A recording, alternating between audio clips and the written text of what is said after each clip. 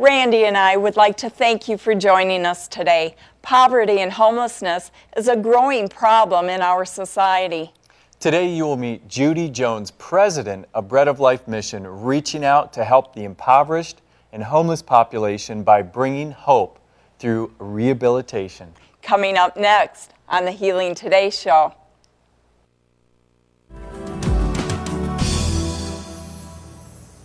Today we have two very special guests, Judy Jones and also Lois Prophet from Bread of Life Missions. Thank you so much for being with us today. Thank you for having us here. God bless you all. Yes. It's truly a blessing.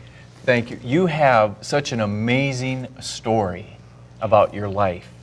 And let's wind it all the way back to your mother and father.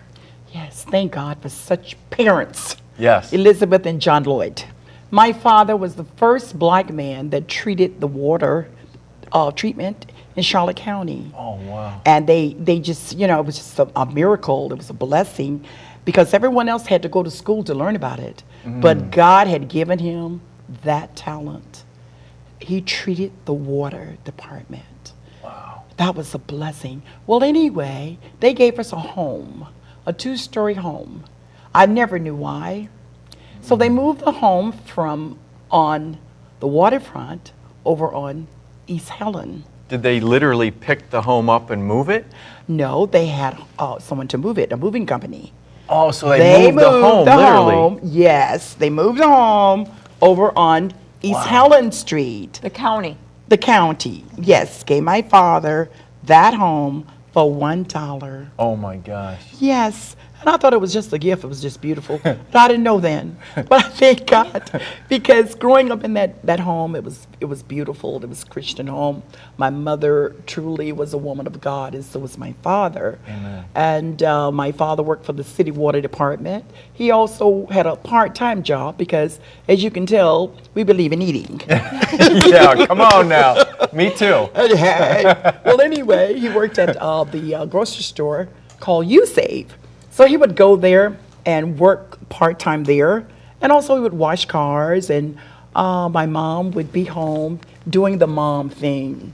She was the woman of the house, Taking care of the kids and the husband. Yes, and my siblings and all. It was just a home of laughter, love, prayer, and Bible studying. And not only studying the Word, but living the Word. Yes. You know what I'm saying? Discipline. Absolutely. Yeah. Discipline is what she believed in.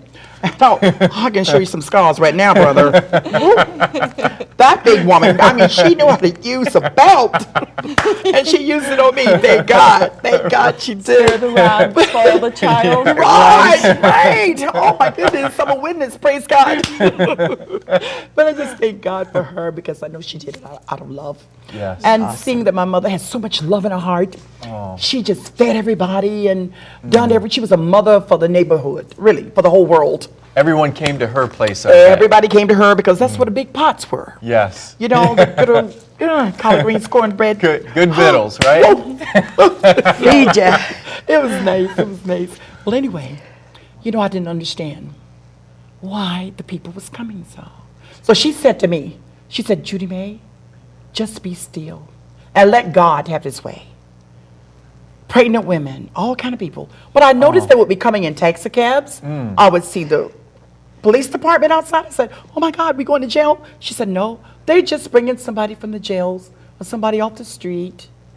And through the week, she would have us cutting sheets and strips, getting the Band-Aids and things ready, the ointment. Yes. I could remember her using lava soap, making her own soap outside with the big tub. And, we worked. But I never understood why. But I tell you, God began to just use her in so many ways. Sometimes she didn't have it, but I remember her in the kitchen many a morning moaning a song, Amazing Grace, how sweet the sound that saved a wretch like me. And I said, Mother, look at all these people, let's get rid of them. She said, Judy May, one day you're going to be doing this. I said, no, Mom, I can't ever do this. I could remember the time when this old man would arrive at our home on Fridays. His name was Mr. David. And there was a system back there then where the rich white people would hire the poor blacks and would pay them 25 cents an hour. And Mr. David, every Friday they would drop him off. Wow. And I can understand why my mom would take this man and put him in the back room and close the door. So this particular Friday, she left the door open accidentally. And I said, I'm going to look in that room. I peeped in there. Mr. David was flat of his stomach. His back was open where they had beaten him with a whip. Oh my gosh. And every time she would take this ointment and place these rags inside of that, he would scream, Oh. And I said, oh, Mom, oh my God. She said, Judy May, get in here. I said, oh God, oh Mom. But just to see that man, how he had been beaten and you could see his organs and his back, it was cruelty. Oh my God. So then that's when my mom, because you see, at that time, we were very, very protected.